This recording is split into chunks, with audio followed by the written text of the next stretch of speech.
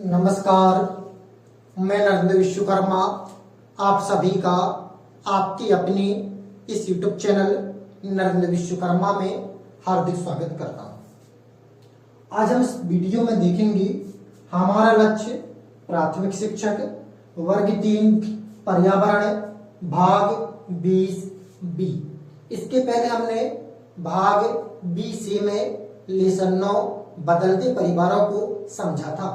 आज हम देखेंगे भाग 20B में लेसन 10 NCERT बुक्स क्लास 4 पर्यावरण लेसन 10 हु तू।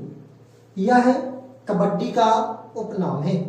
अर्थात इस पाठ में कबड्डी के बारे में देखेंगे जानेंगे। तो सबसे पहले देखें कबड्डी के अन्य नाम। कबड्डी को हु तू दक्षिण भारत में बोला जाता है। हा डू बांग्लादेश में एक कबड्डी का उपनाम है। चू किट पूर्वी भारत में इस नाम से संबोधित करती है। चेडू गुडू यह तमिल में कबड्डी को संबोधित करने का नाम है। देखते हैं अब कबड्डी खेल के बारे में। कबड्डी में 2 टीमें होती हैं।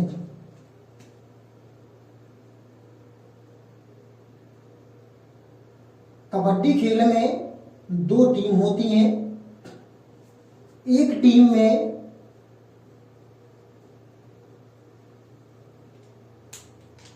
11 सदस्य होते हैं। एक टीम में 12 खिलाड़ी होते हैं।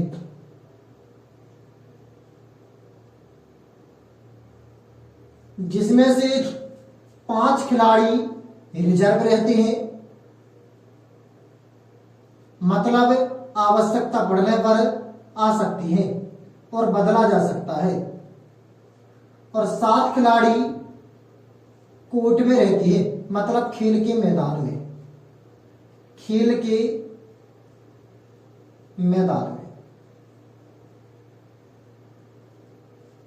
इस खेल में कबड्डी बोलकर सामने वाली टीम के व्यक्तियों को, खिलाड़ियों को स्पर्श किया जाता है। बीच में एक लाइन होती है। इस साइड 7 खिलाड़ी होती हैं, 7 खिलाड़ी इस साइड होती है। यहां से व्यक्ति जाता है और खिलाड़ियों को स्पर्श करता है और कबड्डी कहते हुए पुनः वापस लौटता है। स्पर्श करने पर यदि विरोधी टीम के इस लाइन को क्रॉस करने से पहले ही व्यक्ति को रुका लेते हैं तो वह आउट हो जाता है और बाहर चला जाता है। इस प्रकार खेला जाता है।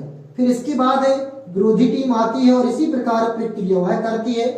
यदि कबड्डी बोलते समय वह सांस तोड़ देता है और दूसरी टीम का कोई खिलाड़ी स्पर्श कर लेता है तो वह बाहर चला जाता है। अब इसके अलावा जिस प्रकार कबड्डी में लाइन का महत्व होता है, ऐसे कई खेल हैं जिनमें लाइन का महत्व होता है। जैसे कि टेनिस, टेबल टेनिस,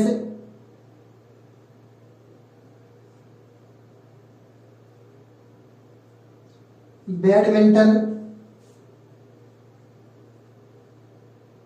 इनमें भी लाइन का महत्व होता है। जैसे स्पर्श इसमें किया जाता है तो कुछ ऐसे खेल है जो स्पर्श के माध्यम से खेला जाता है। जैसे लुका छुपी, इसमें भी व्यक्ति को स्पर्श किया जाता है। लुका छुपी को किताबी भाषा में छुपाना कहते हैं। ये हमारी बुंदेली भाषा का नाम है। अगला है तलाश करना।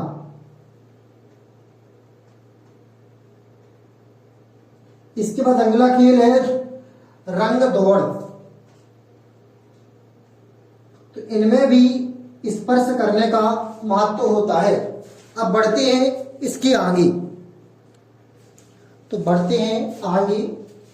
देखें ज्वाला, लीला और हीरा 3 बहनों को मुंबई की मायकेर बहन के रूप में जाना जाता है। ये आपको याद रखना है। मुंबई की मायकेर बहन है ज्वाला, लीला, हीरा।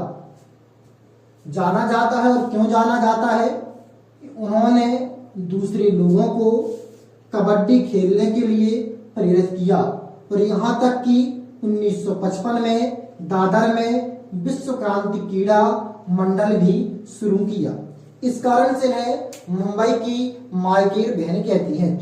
अब हम देखते हैं वेट लिफ्टर कर्णम महेश्वरी। कर्णम महेश्वरी, तो देखें कर्णम मल्लेश्वरी जी को। कर्णम मल्लेश्वरी जी आंध्र प्रदेश से संबंधित हैं। आंध्र प्रदेश।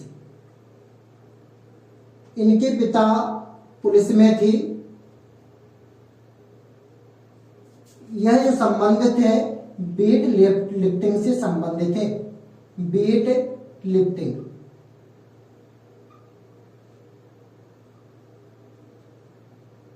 से संबंधित है।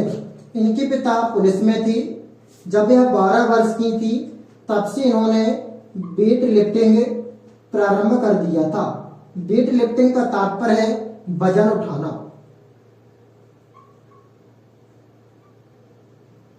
इन्होंने अभी तक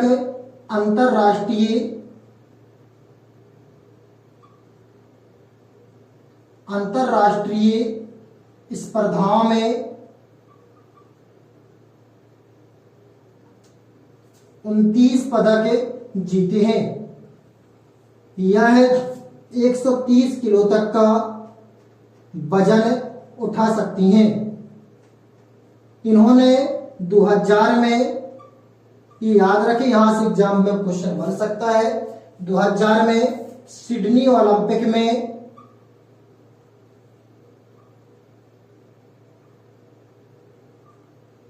वेट लिफ्टिंग में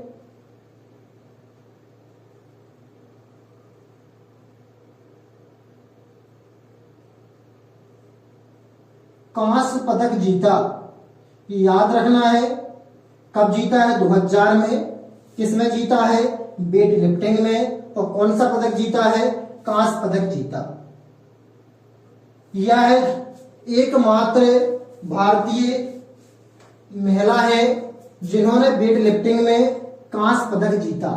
ये अच्छे से आपको याद रखना है।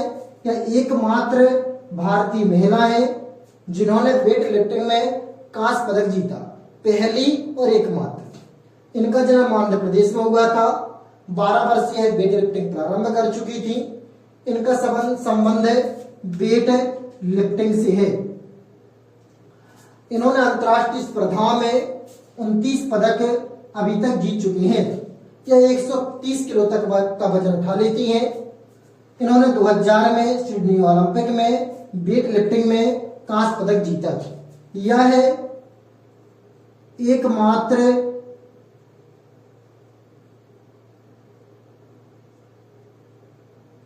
वाघ पहली महिला हैं जिन्होंने वेट लिफ्टिंग में